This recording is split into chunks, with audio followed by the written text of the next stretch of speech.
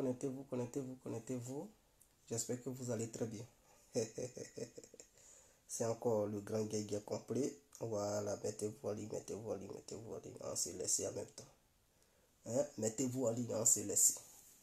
Ah, on est là, bon. Mettez-vous en ligne, on s'est laissé. Mettez-vous en ligne, on s'est laissé en même temps. En même temps, mieux. Mettez-vous en ligne, on s'est laissé. Chers parents, chers amis.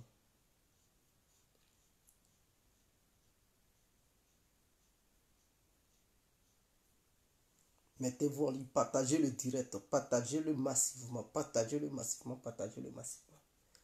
Partagez le direct massivement, quittez ici en même temps. Donnez les étoiles pour toutes les personnes qui aimeraient bel et bien donner des étoiles. Vous pouvez les donner. Donnez les étoiles. Dieu va vous bénir pour ça. Ne vous inquiétez pas, donnez les étoiles, Dieu va vous bénir pour ça. L'incontournable. L'incontournable. Donc, j'espère que vous allez très bien. Donnez les étoiles, quittez ici. Donnez les étoiles, donnez les étoiles. Alors, n'hésitez surtout pas à inviter vos amis, à les taguer, à partager le direct dans les groupes. Voilà, donc partagez le direct, quittez ici. Nous allons parler de ce qui va se passer en Côte d'Ivoire, c'est-à-dire cette marche qui aura lieu bientôt.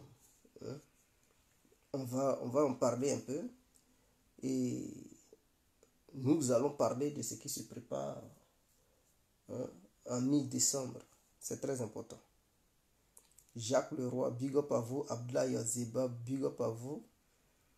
Alors, donc, sans trop tarder, je ne vais pas trop durer. On va aller vite fait. Donc, c'est une vidéo vite fait. Bonsoir, bonsoir à tous et à tout temps. Pour tous ceux qui ne me connaissent pas, je suis l'incontournable, guerre compris tout terrain.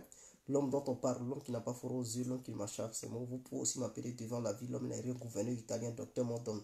Appelez-moi Boum, laisse-moi mourir 5 heures plein droit, El Padrino, Camari, des la Moudia. Alors, nous voilà à nouveau devant cette caméra pour parler de ceux qui aimeraient voir Alassane Ouattara mourir. Je n'arrive pas à comprendre. Parce que je suis aussi sur les réseaux sociaux, et même si je ne parle plus de la Côte d'Ivoire, cela fait un bon moment que je ne m'intéresse plus aux affaires ivoiriennes. Mais j'ai un œil quand même qui voit certaines choses, les oreilles entendent, les yeux voient, mais bouche ne parle pas. Alors, j'ai vu que certains militants de l'opposition, bien sûr, étaient certains que Alassane Ouattara était décédé. D'autres jubilaient de joie. Et particulièrement, ces gens-là, ils sont du côté du GPS. Donc, GPS, c'est le mouvement de Guillaume Soro. Et ils jubilaient, ils étaient heureux parce que pour eux, Alassane Ouattara était mort. Mais pas seulement chez les GPS. Il y a aussi des membres du PPSCI, des membres du PDCI RDA qui étaient convaincus que le monsieur était décédé. Moi, j'ai trouvé ça malsain. J'ai trouvé cela enfantin et je condamne de tels actes. Quand on fait la politique, ce n'est pas pour souhaiter la mort des autres. Non, c'est pas comme ça. Certes, on comprend. On comprend votre mépris envers celui qui est au pouvoir, c'est-à-dire Alassane Ouattara, le président ivoirien. On comprend. Parce que parmi vous, d'autres se disent que le monsieur, il est trop dur. Le monsieur, il met les opposants en prison. Le monsieur, peut-être, voilà, il n'accepte pas pour que les gens manifestent. Le monsieur, il n'écoute pas le peuple. Le monsieur, il est là, il fait ce qu'il a envie de faire. Il ne veut pas quitter le pouvoir. Il a trop duré au pouvoir. Il veut encore manigancer. Sa tête nous énerve. Il nous a fait beaucoup souffrir. Donc, qu'il parte, même s'il mourait, voilà, on allait être heureux. Et dans ça, d'autres même sont à fond dans ça. Ils souhaitent sa mort. Moi, je ne souhaite pas la mort de qui que ce soit. En tout cas, moi, l'incontournable Dieu est complet. Je demande à Dieu de donner la longévité à chaque leader ivoirien, que ce soit de l'opposition ou du parti au pouvoir. Que Dieu donne la longévité à chaque leader ivoirien, et chaque leader politique, et même en dehors des leaders politiques, les leaders d'affaires, que Dieu leur donne une longévité. Ce que j'aimerais dire aux membres de l'opposition, ne souhaitez jamais la mort à vos adversaires politiques. Ne souhaitez jamais la mort au président de la République. Vous pouvez être contre lui. Vous pouvez être opposé à sa vision ou bien à sa manière de faire, mais ne lui souhaitez pas. Hein? Ne lui souhaitez surtout pas la mort. Moi, ce que j'aimerais que cela se fasse en Côte d'Ivoire, c'est qu'au lieu de lui souhaiter la mort, organisez-vous plutôt. Organisez-vous, c'est très important. Passez votre temps à vous organiser. L'organisation est très importante. Après cette organisation, vous pouvez l'affronter. Ah oui, vous pouvez l'affronter. On peut être au pouvoir, manigancer, et quand l'opposition est mieux organisée, cette opposition peut gagner les élections, même renverser celui qui est au pouvoir. Pas par un coup d'État, mais par la voie des urnes. Et même si ce dernier veut tricher, la tricherie sera tellement flagrante que le monde entier va dire non, tu as perdu, tu veux tricher. On a vu au Brésil, lui qui était au pouvoir, il a chuté. Et celui qui venait de la prison, il a gagné. Lula a gagné. Bolsonaro. Mais ce n'est pas parce que Bolsonaro n'était pas mieux organisé, mais Lula, avant d'affronter Bolsonaro, il savait à qui il avait affaire. Il a pris son temps, il s'est organisé, lui et ses gens. Le jour J, là, il a mis Bolsonaro KO. Ça a été comme ça aussi aux États-Unis. Je dis bien, ça a été comme ça aussi. Donc, au lieu de passer votre temps à haïr le monsieur, à lui souhaiter la mort, à lui souhaiter les mauvaises choses du monde, ou bien tous les maux du monde, je vous conseillerais, ou bien je vous conseille plutôt, de mieux vous organiser, de mieux vous préparer. Ayez une stratégie à long terme, ou bien une stratégie pour 2025. Qu'est-ce qui va faire que vous allez gagner? Bon, le monsieur vous dit non, il triche, il n'y a pas une bonne élection indépendante en Côte d'Ivoire et tout. Vous savez tout ça. Maintenant, comme vous le savez, parce que ce qu'on ne connaît pas là, c'est ce qui tue. Mais quand tu maîtrises maintenant la chose, il faut chercher le remède. C'est-à-dire, quand une maladie te prend et que tu ne maîtrises pas la maladie, oui, elle peut facilement te conduire au l'au-delà. Mais lorsque la maladie te prend et que tu identifies cette maladie, mais il faut aller chercher le bon remède pour mettre un terme au règne de cette maladie au sein de ton corps. N'est-ce pas? Maintenant que vous savez comment il fonctionne, comment il fait la pratique, lui et ses amis, lui et ses collègues, vous là, vous faites quoi? Au lieu de vous organiser, non, il est mort, vous dansez, non, c'est pas comme ça. La vie là, c'est pas comme ça. Si vous restez encore dans vos âneries, dans vos bêtises, vous allez rester là longtemps en train de chercher sa mort, même au-delà de 2025. Ah, il n'est pas mort, il n'est pas... Non, c'est pas comme ça, la politique. D'autres se disent, non, enrôlez-vous. Faites vos pièces d'identité pour aller voter. Mais est-ce que c'est avec vos pièces d'identité, pièces nationales d'identité qu'on vote seulement? Vous-même, vous êtes conscient en Côte d'Ivoire que les pièces nationales d'identité, quand vous faites ça, ça ne vient pas vite. Et souvent, ça crée des problèmes à certains citoyens. Ça fait que certains citoyens n'ont pas accès au vote. Certains citoyens ne vont pas dans les urnes pour voter. Mais quand c'est comme ça, vous trouvez quelle solution? On peut aussi voter avec les passeports. Je ne comprends pas. Avec un passeport, on peut voter. Donc, si vous savez bel et bien qu'avec les pièces nationales d'identité, c'est un problème, et que vous partez, si vous partez, vous faites enrôler. Vous ne recevez pas vos pièces d'identité à l'heure, à temps. Et souvent, les élections arrivent et cela vous prive de vos propres droits en tant que citoyen ivoirien. Alors, pour éviter que cela vous arrive, pourquoi ne pas faire les passeports? Tu t'en vas dans un commissariat, tu t'enrôles, tu dis tu t'en fais un passeport. Ah, dans ça, il y a problème encore. Ou bien, je ne sais pas, au palais de Abidjan, là-bas, au plateau, là-bas, on fait aussi les passeports, non? Mais rendez-vous dans les commissariats. Tu as tes 45 000 francs CFA. Tu fais ton passeport, ça ne met même pas 2 mois. Et puis ça sort. C'est 1 mois seulement, tu as un passeport. Est-ce que vous comprenez? 1 mois seulement, tu as ton passeport. Ah tiens, le passeport là. Non seulement c'est valable en Côte d'Ivoire, mais c'est valable en dehors de la Côte d'Ivoire. Donc ça a plus de valeur que la pièce nationale d'identité. Parce que si tu veux sortir de la Côte d'Ivoire, là, ce n'est pas une pièce nationale d'identité, tu vas sortir. Arriver à la frontière, ils vont dire non, ça, la pièce nationale d'identité, c'est une pièce pour la Côte d'Ivoire uniquement. Mais avec le passeport, tu peux traverser n'importe quelle frontière. Avec le passeport, on ne sait jamais. Quelqu'un peut te dire, oh, je t'invite dans tel coin. On te donne le visa et le passeport, tu peux prendre l'avion. Donc le passeport est très important. Et avec le passeport, mon frère, tu peux aller voter. Tu sais où tu t'es déjà fait enrôler pour la première fois. Ton nom y figure.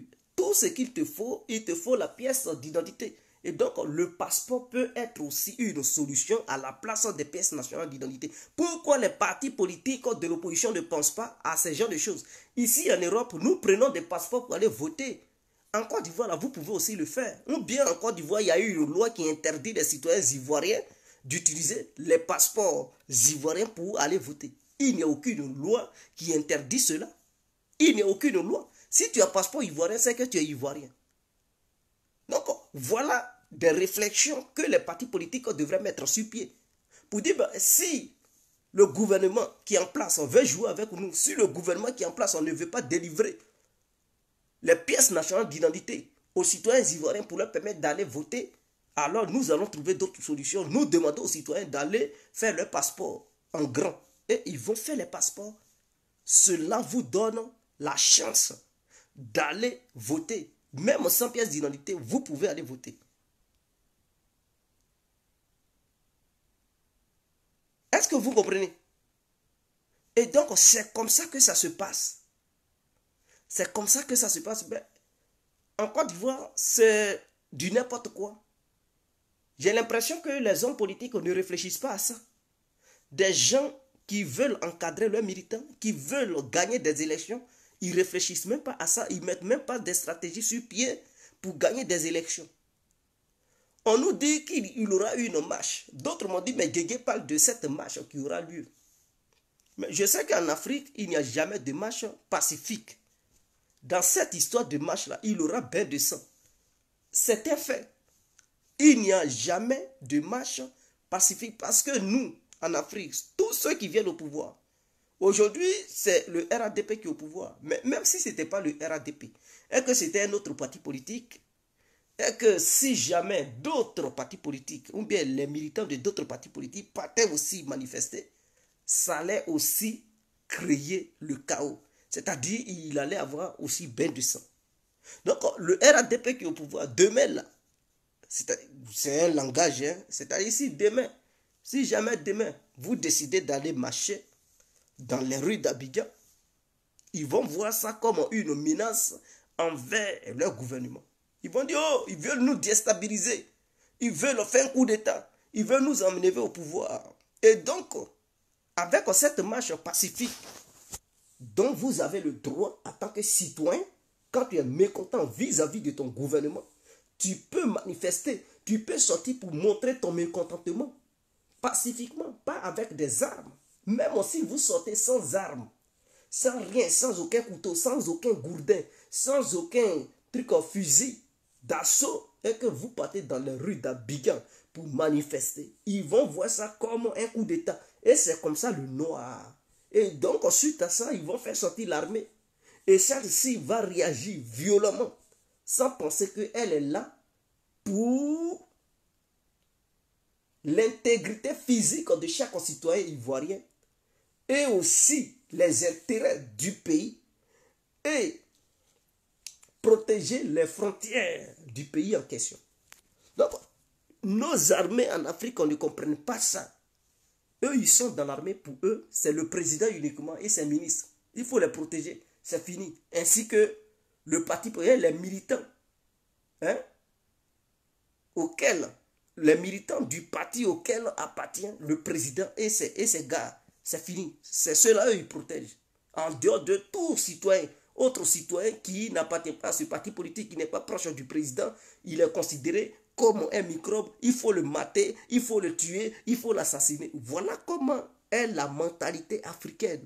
Et ça, je demande au gouvernement ivoirien de revoir cela. Chaque citoyen a le droit de manifester. Pour faire chuter un gouvernement, ce n'est pas une journée. qu'on fait chuter un gouvernement. Ce ne sont pas des marches d'un seul jour qui font chuter. Je dis bien, ce ne sont pas les marches. Ou bien ce n'est pas une marche d'une journée qui fait chuter un gouvernement. Pour faire chuter un gouvernement, là, il faut des marches de plusieurs jours avec pression. C'est ainsi qu'un gouvernement tombe. Maintenant, si c'est une marche journalière, une seule journée, pourquoi vous allez craindre? Qu'est-ce qui va vous faire chuter? L'armée est là. Ils ne vont pas au palais présidentiel ou bien à la résidence du président pour dire qu'il n'a qu'à dégager. Ils ne vont pas à la RTI pour prendre le contrôle de la RTI. Ils seront dans Abidjan, là, dans les différentes communes de Côte d'Ivoire pour manifester. Cela n'est pas synonyme de coup d'État. Donc, je demande aux hommes politiques ivoiriens, surtout ceux qui sont au pouvoir, de ne pas utiliser la violence. Demandez aussi à vos militants de faire la part des choses. Dites-leur, parce que éduquer, faire la politique aussi, c'est une éducation. Ça fait partie de l'éducation. Quand tu fais partie d'un parti politique, le leader de ce parti politique se doit d'éduquer les militants de son parti politique. Mais si vous n'éduquez pas vos militants, et que d'autres sortent pour manifester leur mécontentement, pour demander l'amélioration du coup de la vie des Ivoiriens, et que vos militants voient cela comme une menace pour dire bon, ils vont déstabiliser notre champion, ils sortent avec des armes. Souvent même, ce sont des hommes politiques qui leur donnent des armes. Ils leur donnent des machettes, même des pistolets, des kalachnikovs, pour dire allez-y, perturber les marches, allez-y, tirer sur eux. Pour eux, c'est la politique. On ne fait pas la politique comme ça. On ne fait pas la politique comme ça. Vous devez les laisser manifester. Et l'armée est là. Il y a des endroits où vous pouvez dire, bon, ça, ce sont des endroits sensibles. Vous n'avez pas le droit de passer par ici. Passez par ici. Et puis la police les encadre. C'est comme ça. Mais non, vous ne le faites pas. C'est avec barbarie, sauvagerie. Vous agissez comme des gens qui n'ont aucun cerveau. Des gens qui sont... Je ne sais pas dans quel monde nous sommes en Afrique, mais la plupart des pays africains agissent comme ça. Au Tchad, dans la fois passée, ça a été un bain de sang total. Et je sais qu'en Côte d'Ivoire, il y aura un bain de sang. Même si la manifestation ne porte pas sur le départ d'Alassane Ouattara et que les gens disent « Ah non, il faut améliorer le coût de la vie, on revendique ça, on veut que ceci se fasse ». Ils vont voir ça comme une menace, ils vont dire « Non, matez-les, attrapez-les ». Ils vont arrêter même des hommes politiques. Je vous le dis, ils vont arrêter des leaders politiques. C'est malsain, c'est méchant. Et les hommes politiques ivoiriens devraient voir plus loin que ça. Alors, ce que je propose, c'est que nos députés, qui se disent députés, voilà des gens aussi qui sont corrompus. Ils ne sont pas là pour faire ce que le peuple leur demande de faire. Ils font ce que soit le président leur demande de faire, ou bien certains ministres leur demandent de faire. Voilà des incompétents qui sont au sein de l'Assemblée nationale. Je suis député, je suis député. Ils ne proposent rien de bon, aucune loi n'est proposée, rien n'est proposé. Ils sont là-bas, ils sont payés avec l'argent des tasses des citoyens, et ils bouffent, ils poussent des gros ventres, et ils sont là-bas, ils se font aussi appeler hommes politiques. Ils se font aussi appeler citoyens d'État. Ils se font aussi appeler, comment on les appelle même, des boss, des fonctionnaires, des incompétents que vous êtes. Ce que je propose, c'est qu'en Côte d'Ivoire, vous devez proposer des lois qui sont claires. C'est-à-dire les lois pour traquer les hommes politiques qui, lorsqu'ils sont au pouvoir, ils utilisent le pouvoir pour faire un abus. Donc, ceux-là qui font les abus de pouvoir, le jour où ils ne sont plus au pouvoir, il faudrait qu'une loi soit claire. Que tu étais au pouvoir, voici ce que tu as fait. Donc, on va te poursuivre. La justice doit te poursuivre pour que tu puisses répondre de tes actes. On confisque les comptes bancaires de ces gens-là qui, lorsqu'ils sont au pouvoir, ils abusent du pouvoir pour faire n'importe quoi, hein, mater le peuple, s'aimer le chaos, hein, s'aimer la peur au sein de la population. Lorsqu'il y a des manifestations, ils utilisent leur pouvoir pour faire n'importe quoi. On doit les poursuivre et les députés doivent faire voter une telle loi. C'est-à-dire une loi claire, noir sur blanc pour dire tous ceux qui prennent le pouvoir, qui font abus de pouvoir, le jour où ils ne sont plus au pouvoir, on doit rassembler les preuves pour les pourchasser. Quand c'est clair comme ça, ils comprennent qu'il y a certaines choses qu'il ne faut pas faire. Il y a certaines limites. Maintenant, il n'y a pas de telle proposition. Nos députés sont là-bas, ils ne foutent rien. La loi parle en général de ceux qui commettent des trucs, il faut les poursuivre. Mais on doit même faire une loi clairement pour s'adresser même aux hommes politiques qui prennent le pouvoir. C'est-à-dire, en commençant par le président, ses ministres, les hauts gradés de l'armée, même les procureurs, ainsi que d'autres personnalités. Ça doit être une loi clairement pour eux. Parce que nous, on sait que nous, les autres citoyens, il y a des lois qui nous pourchassent en tout temps. Mais on doit faire une réglementation d'une loi précise et concise pour s'occuper uniquement des personnalités politiques de Côte d'Ivoire. Quand c'est comme ça, c'est clair. Ils vont mettre bas la terre dans leurs agissements vis-à-vis du peuple. Dans leurs agissements vis-à-vis du peuple. Des honorables, ils portent orange, blanc, vert, drapeau, ils prennent des salaires faramineux et ils sont là, ils profitent de ça, ils ne foutent rien du tout. Rien du tout. Il y a d'autres qui sont dans les mairies, souvent même, ce n'est pas eux-mêmes qui signent. Lorsqu'il y a des mariages, c'est leurs délégués, c'est leurs représentants qui font tout. Pendant ce temps, ils sont dans les hôtels, en train de faire n'importe quoi. Ils profitent de leur titre de maire et puis ils prennent des terres. Ils prennent des terres, ils ne payent même pas des trucs de l'eau, quand on dit l'eau. Ils ne payent rien. Eux, ils prennent, ils se servent, ils profitent de ça, ils construisent des maisons. Et ils deviennent des propriétaires. Et ceux-là aussi, ils se font appeler fonctionnaires. C'est dans ça on est. Dans d'autres pays, on les appelle les gouverneurs. C'est ceux-là qui doivent développer ces différentes villes. Mais ils ne foutent rien, ils sont là-bas. Ils portent seulement le titre. Et ils ne veulent pas quitter là. Ils ne veulent pas quitter là, ils sont corrompus. Mais c'est le problème du peuple.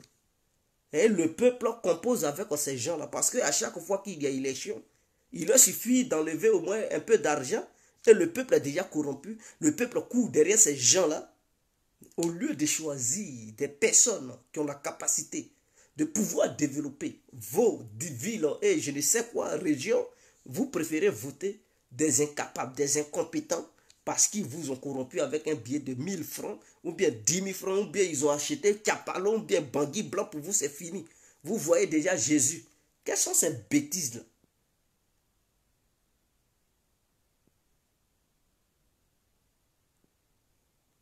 Ah, il a raison, il dit fonctionnaire des femmes, c'est clair. Donc voici un peu ce que je tenais à dire par rapport à la Côte d'Ivoire. Et je demande aux membres de l'opposition d'être aussi sages. Quand vous sortez là, il y a certains slogans que vous devez éviter. Si vous pensez que c'est une marche pour revendiquer quelque chose, et que ce n'est pas une question de dire Ouattara n'a qu'à quitter le pouvoir, ça ne sera pas la peine de sortir et crier Ouattara, il faut partir. Non, c'est ça là aussi qui aggrave la situation, c'est ça là aussi qui crée des menaces, c'est ça là aussi qui fait que d'autres aussi réagissent et ça devient un chaos et il y a bain de sang. Donc si vous sortez, je dis bien si vous sortez, écoutez très bien. Votre mission, si c'est pour revendiquer certaines choses, pour demander au gouvernement d'améliorer la condition de vie, ou bien les conditions de vie des citoyens ivoiriens et tous ceux qui y vivent en Côte d'Ivoire, vous avez le plein droit. Donc, quand vous sortez, ayez des slogans précis et concis qui vont dans ce sens. Tout le monde saura que vous n'êtes pas là pour déstabiliser le pouvoir. Et ça sera clair dans les têtes des uns et des autres. Donc, lui qui utilisera la violence, ils vont lui demander, mais qu'est-ce qu'ils ont fait et que vous utilisez la violence? Est-ce qu'ils ont demandé à Alassane Ouattara de partir? Ils lui ont demandé quoi? Et puis vous utilisez la violence. On dit on ne peut plus faire de manifestations dans ce pays. Donc voici un peu, tout est clair. Maintenant, si votre objectif, c'est de le chasser, mais ne sortez pas sans vous apprêter. Parce que si votre objectif, c'est de manifester pour le chasser du pouvoir, mais attendez-vous aussi à une riposte féroce et très violente. Donc, soyez prêts aussi en sortant. C'est un conseil que je vous donne. Quand c'est clair, il n'y a pas histoire de surprise. Pour dire on est surpris, non. Lorsqu'on manifeste, attendez-vous à tous les coups. Tous les coups peuvent se passer. Donc, quand tu sors de chez toi, matin bonheur, tu dois te dire que peut-être avant le soir, tu vas te retrouver à la Maca. Peut-être avant le soir, tu seras blessé, tu vas rentrer avec une blessure. Peut-être même c'est ton corps qui va rejoindre ta famille. Peut-être que tu seras porté disparu. Peut-être tu vas rentrer à la maison sain et sauf. Donc, voici des choses que vous devez vous mettre en tête avant de sortir. Il ne faut pas sortir pour dire non, je vais revenir à la maison de façon... Non, non, non, non, non, non. Non, non, non. Il faut s'attendre à tout. Attendez-vous à tout. Attendez-vous. Oui, Alfredo Gyua Sako. Ah, le nom Sako là, ça me dit quelque chose, hein? Mais bon, je ne sais pas, mais le nom Sako quand même, c'est un nom qui me dit quelque chose. Donc, voici un peu ce que je tenais à dire. Maintenant, concernant la Russie, j'ai des informations capitales. Hein, que le front ne sera pas un front figé, comme les gens le pensent, pour dire non, comme il va neiger, il aura de la boue partout. Non, non, non, non. Faites la part des choses. Quand il neige là, on ne parle pas de la neige d'ici, en Europe de l'Ouest où nous vivons. La neige vers l'Europe de l'Est est une neige qui est très forte. En termes de température, là-bas, la température est toujours négative. Contrairement peut-être ici, en Europe de l'Ouest, la température est souvent positive. Ça peut atteindre plus 1%, plus 2%.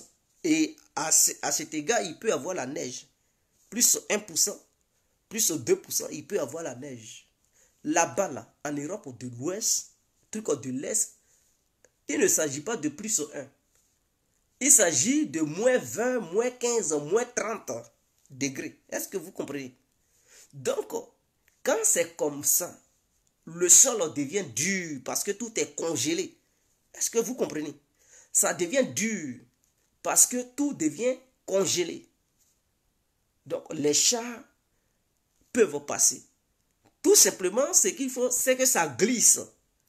Ils n'ont pas dit ça devient de la boue et non. Ça glisse parce que quand il y a la neige, ça fait truc. Donc, ils vont adapter leur char de combat. Il suffit de mettre des chaînes dessus ou bien de mettre des fers sur les trucs, les chaînes qui permettent au char de combat de se déplacer. Et puis, ça fonctionne.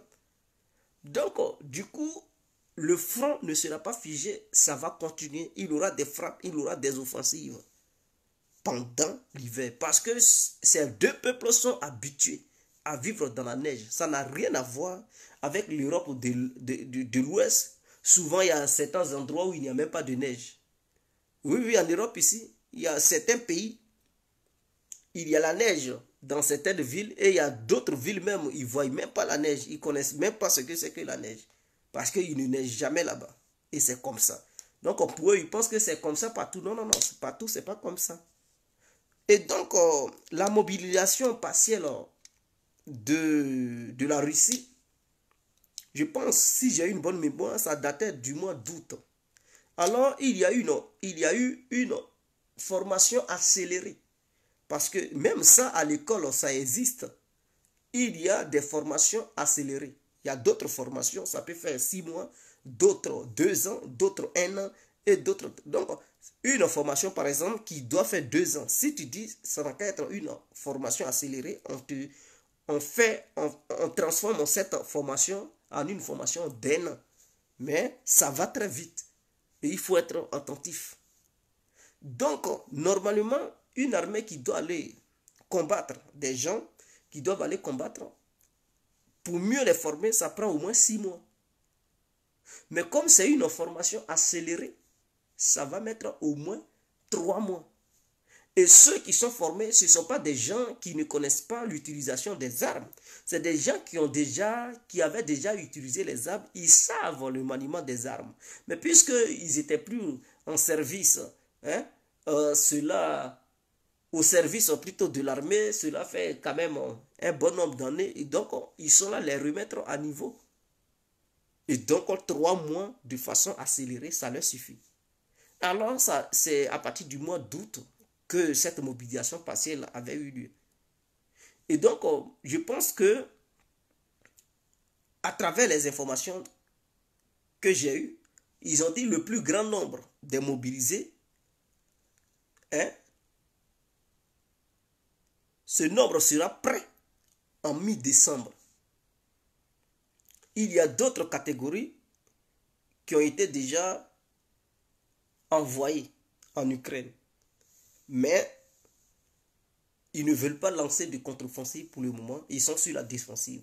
Ils attendent à ce que le plus grand nombre rejoigne les autres.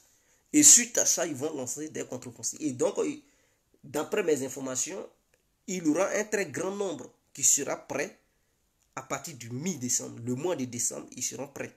Et c'est à partir de ce mois-là, il y aura des contre-offensives pour récupérer certaines villes. Voilà pourquoi la ville de Kherson, parce que Kherson c'est une région et la capitale c'est la ville de Kherson. Kherson n'a pas été arrachée totalement aux Russes. C'est-à-dire la région a été divisée. La région de Kherson a été divisée en deux. Le fleuve là. Donc il y a eu une partie qui est contrôlée par les Russes, il y a eu une partie qui est contrôlée par les Ukrainiens. Il faudrait que les gens le sachent. Et donc du coup, comme l'autre côté, c'était maintenant indéfendable par rapport au problème d'approvisionnement, ils ont retiré les 30 000 militaires. Ce sont des militaires aguerris qui étaient là-bas et tout, des vrais commandos, des forces spéciales et tout. Ceux-là, ils vont les redéployer vers le Donbass. Mais ils ne vont pas les utiliser à lancer des offensives pour le moment. Ils attendent les autres qui vont être prêts en décembre pour lancer des contre-offensives. À partir de décembre et janvier, il y aura 2 mois pour les vraies offensives. Même, écoutez bien le discours d'Emmanuel Macron lorsqu'il était en Indonésie. Il a dit il faut passer autour de la table pour éviter que la Russie lance une offensive de grande envergure comme elle avait fait le 24 février pour éviter qu'une autre offensive ne soit lancée comme la Russie l'avait fait le 24 février. Et donc, ils savent, ils ont des informations, ils savent que les Russes préparent une offensive de grande envergure. Et pour prendre à témoin le monde entier, parce que là, il ne sera plus de trucs. Mais la Russie vise à renverser maintenant le gouvernement ukrainien de Kiev. Alors, qu'est-ce qui se passe? Les Russes, ils disent, nous sommes prêts aux négociations. C'est pour montrer au reste du monde que ceux qui refusent les négociations, ceux qui veulent la guerre, ce sont les Ukrainiens. Est-ce que vous comprenez? Donc, au G20, Macron a fait truc. D'autres, non, on veut la paix, on veut ceci, cela. Mais c'est Zelensky, il dit non, non, non, lui, il a des conditions, ceci, cela, et ces conditions sont inacceptables pour les Russes. Et donc, aux yeux du monde entier, c'est eux qui ne veulent plus la paix.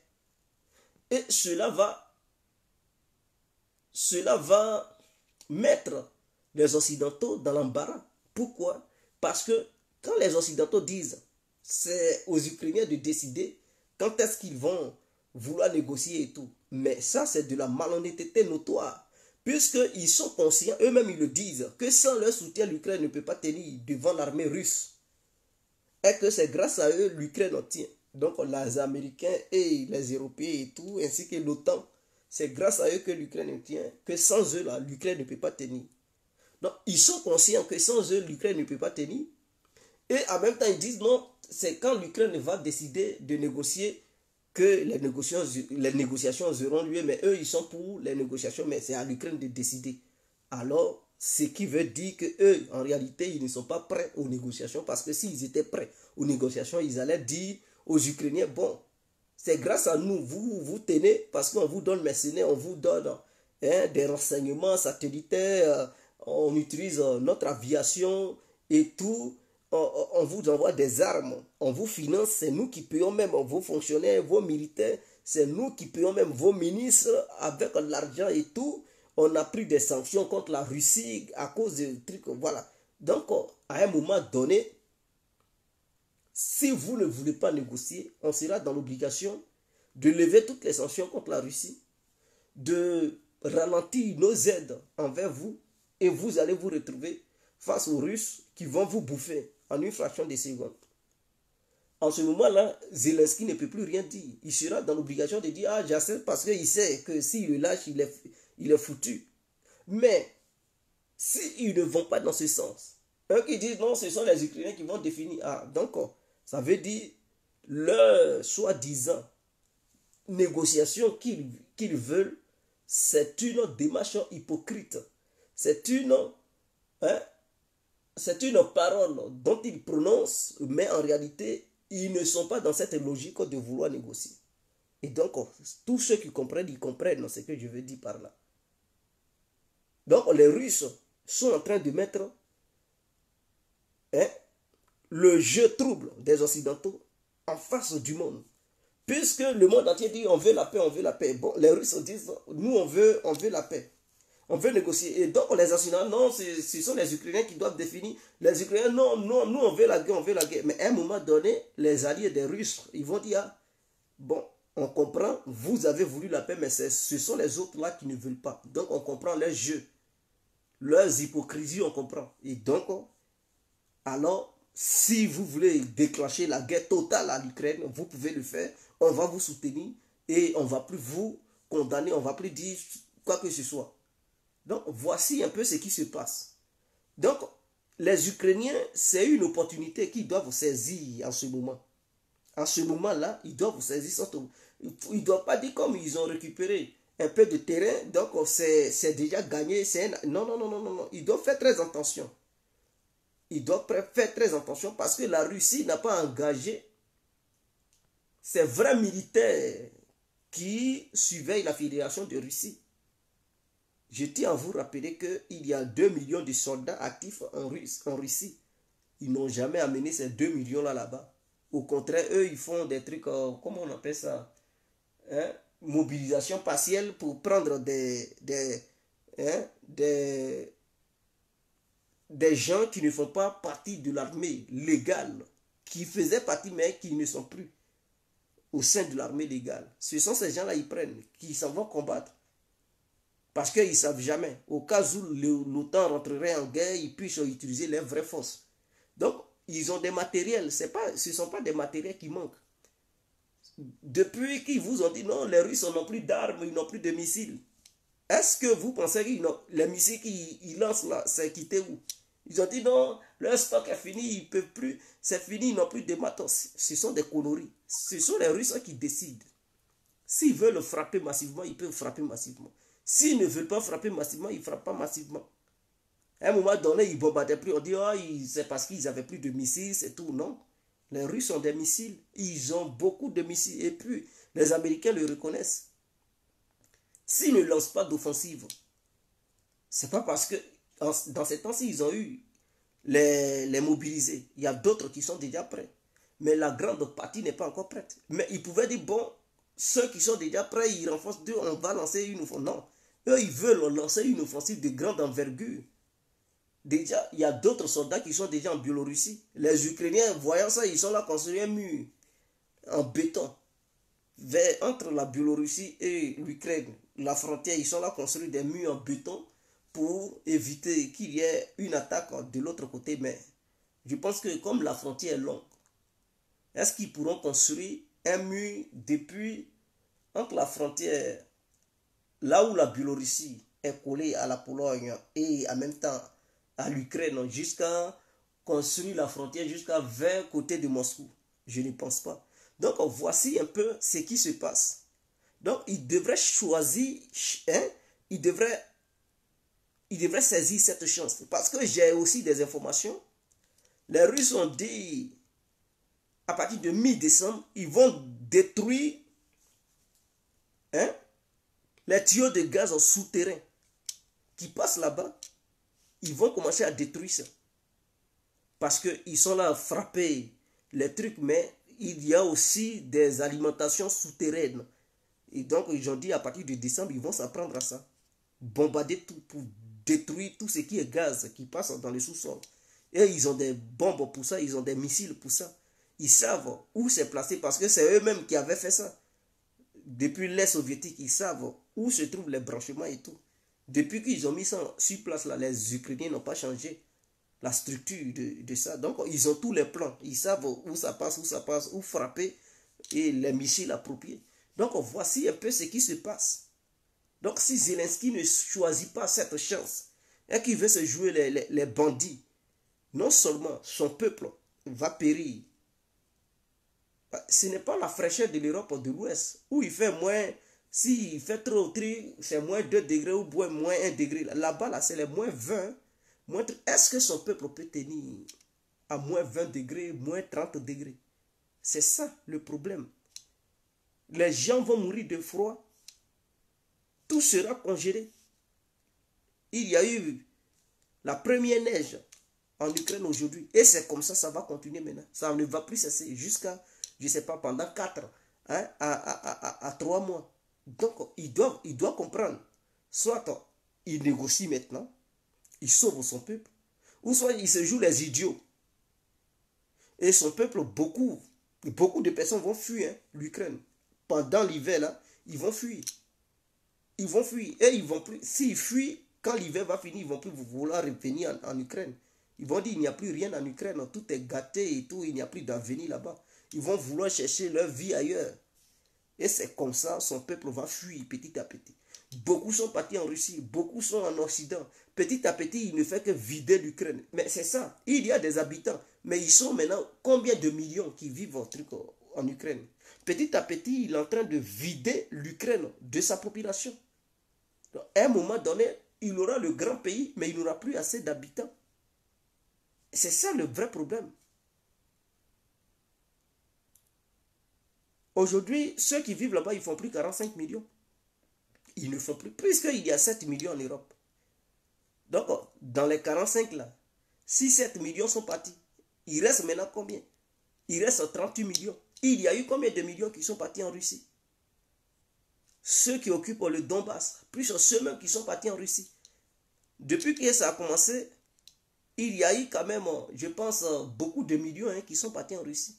Je pense au moins 2,5 millions qui se sont déplacés sur le territoire russe. Maintenant, en dehors de ça, les côtés contrôlés, là, il y a 7 millions là-bas. Donc, vous comprenez déjà que la Russie est le seul contrôle au moins 7 plus 2. Ça fait combien? Ça fait 9 millions et demi d'Ukrainiens. Donc, si on enlève, on fait 9 plus un truc, ça fait combien déjà de millions? Ça fait 16 millions et demi qui ont fui l'Ukraine déjà. Que le gouvernement ukrainien ne contrôle plus. Mais si ça continue comme ça, il y aura encore d'autres millions qui vont encore fuir. Donc, dans les 45 millions, là, si on enlève 16 millions et demi, il va rester combien? Il va rester au moins 29 millions et demi. Et s'il n'arrête pas ses conneries, et que ça continue encore, il aura, c'est-à-dire, il va se retrouver à 20 millions d'habitants dans un grand pays comme l'Ukraine. Et c'est lui qui aura cherché ça. Est-ce que vous comprenez? Et c'est ça le vrai problème.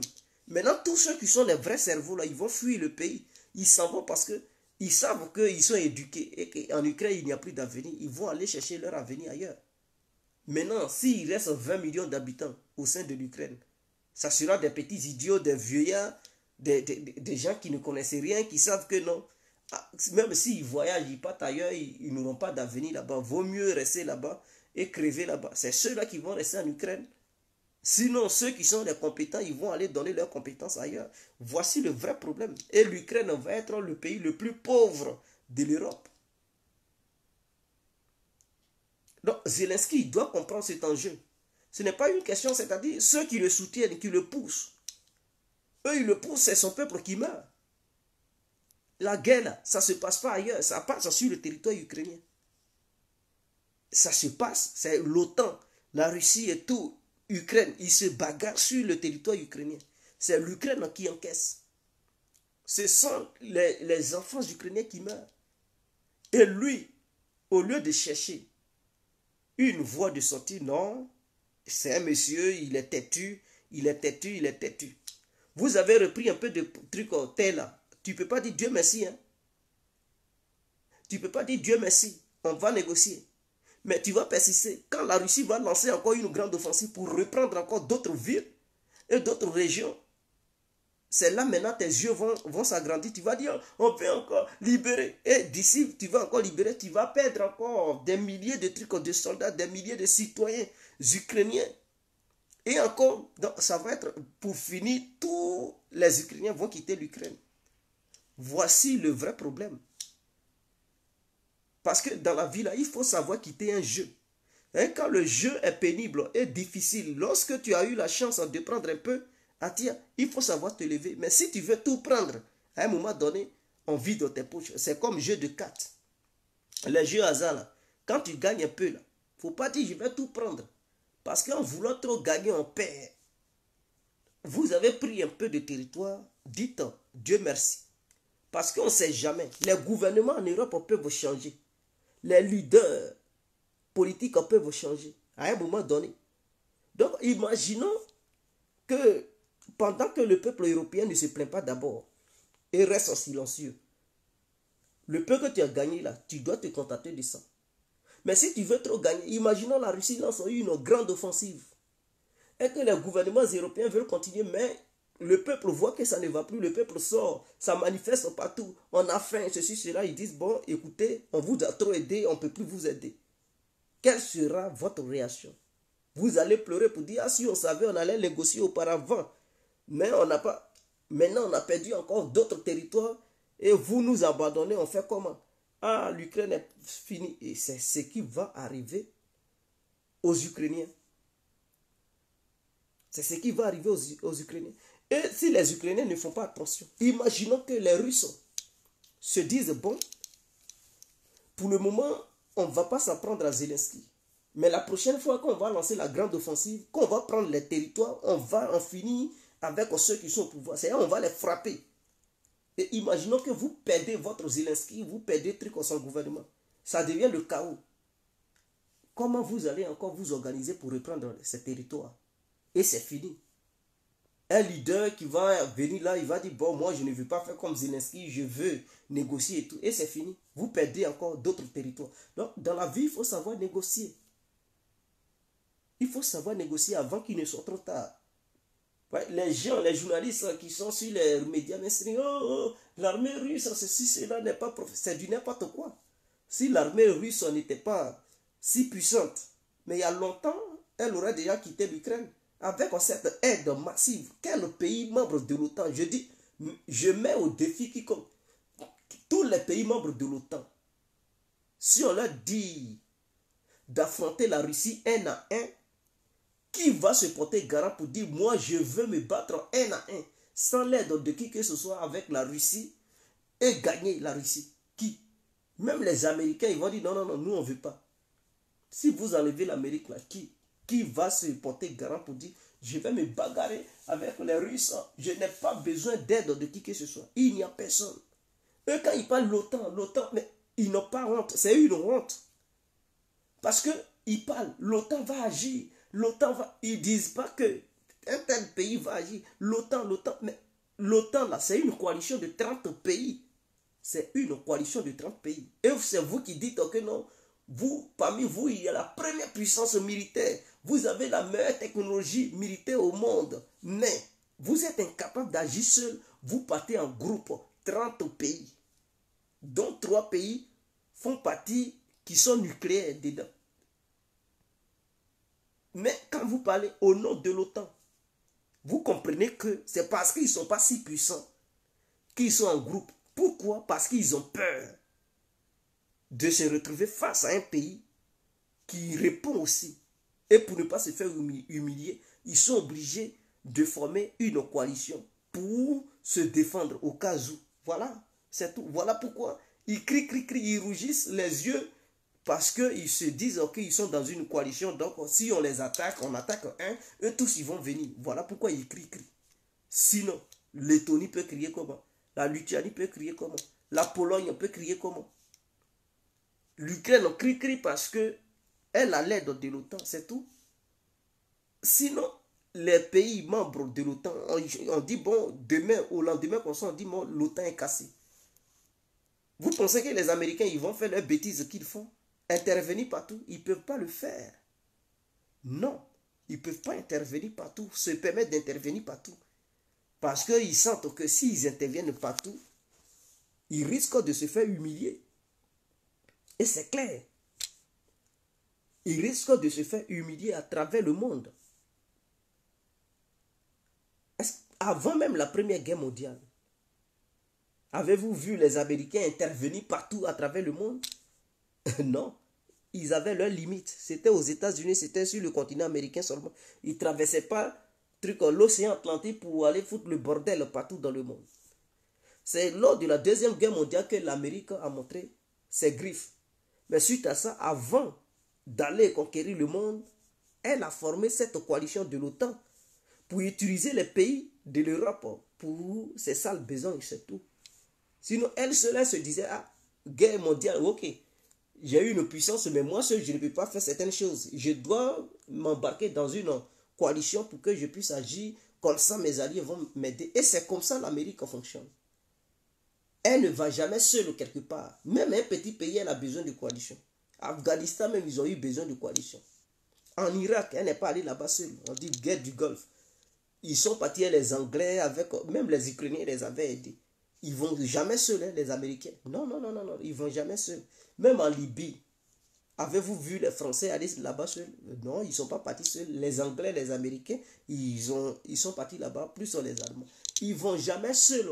Partout où ils vont, ils sont toujours supportés par d'autres pays. Pendant ce temps, on dit c'est la première puissance du monde. Mais imaginons que si c'était la Russie qui partait truc avec... Ils vont dire, oh, c'est parce que les Russes sont faibles qu'ils sont obligés d'appeler d'autres pays pour les aider. Et c'est comme ça qu'ils fonctionnent en fait. Donc vous devez comprendre que s'ils disent dorénavant l'armée russe n'est pas puissante, dites-leur que pour affronter la Russie, affronter la Russie un à un, ne vous cachez pas derrière une histoire d'OTAN, mais montrez-vous un à un. Dites à l'Amérique de ne pas se cacher derrière l'OTAN, mais elle doit se montrer pour dire je n'ai pas besoin d'aide, je vais affronter la Russie seule. Ah, l'Ukraine doit dire bon, je n'ai pas besoin d'aide, je vais affronter la Russie seule. La France, oh, je n'ai pas besoin d'aide, je veux l'Angleterre. Non, ils ne font pas ça. Ils sont cachés dans le truc dans l'OTAN. Donc vous devez savoir que la Russie, là où elle est là, elle n'a pas encore eu besoin de ses alliés. Elle seule, et ça dure 9 mois. Si c'était la France qui était face à l'Ukraine et que tous les pays qui se mobilisent pour envoyer l'aide à l'Ukraine, il y a longtemps, la France a déjà pris défaite. Il y a longtemps même, la France aurait déjà fui même. Elle n'allait même pas tenir pendant 2 mois. Elle allait fuir. L'Angleterre ne peut pas tenir, la France ne peut pas tenir, l'Allemagne ne peut pas tenir. Même les Américains, ils ne pouvaient même pas tenir. Je le dis, l'Amérique n'a jamais affronté un pays auquel une coalition de 30 pays se sont mobilisés pour apporter un soutien. Et puis les Américains ont pu gagner. Ça n'existe nulle part. Ça n'existe nulle part.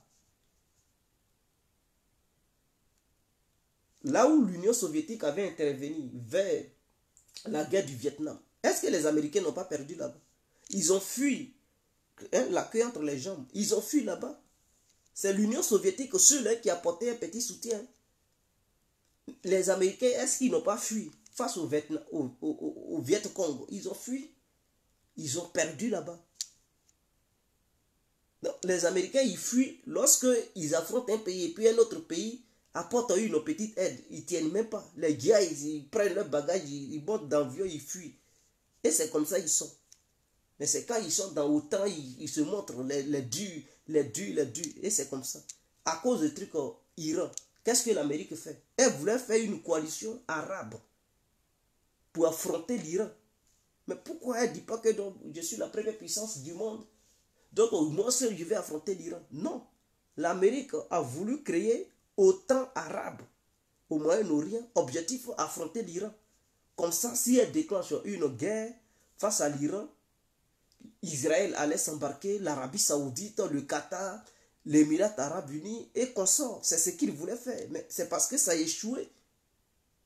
Ça a échoué, leur plan a échoué. Ils voulaient faire une coalition OTAN au Moyen-Orient là-bas. Pour l'Iran.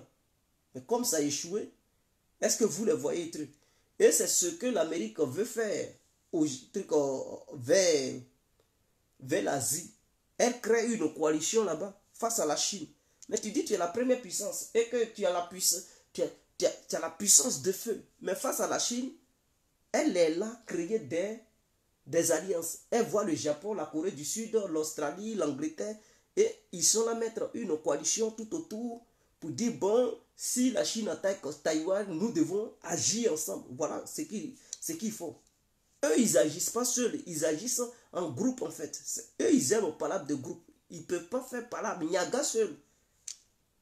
Et c'est ce qu'ils ont fait autour de la Russie. Mobiliser tous les Européens et tout pour dire, voilà, c'est tout ce qu'ils savent faire. Donc voilà un peu, vous devez comprendre que tous ceux qui font cette propagande, ce que l'armée russe fait là, si on les prend un à un, chaque pays membre de l'OTAN, un à un, de faire ce que la Russie fait, ils ne peuvent jamais le faire. Donc voilà un peu. Je pense que j'ai été clair et je vous souhaite une très bonne nuit passée. Prenez bien soin de vous, on est ensemble. C'était l'incontournable qui a compris. Ciao.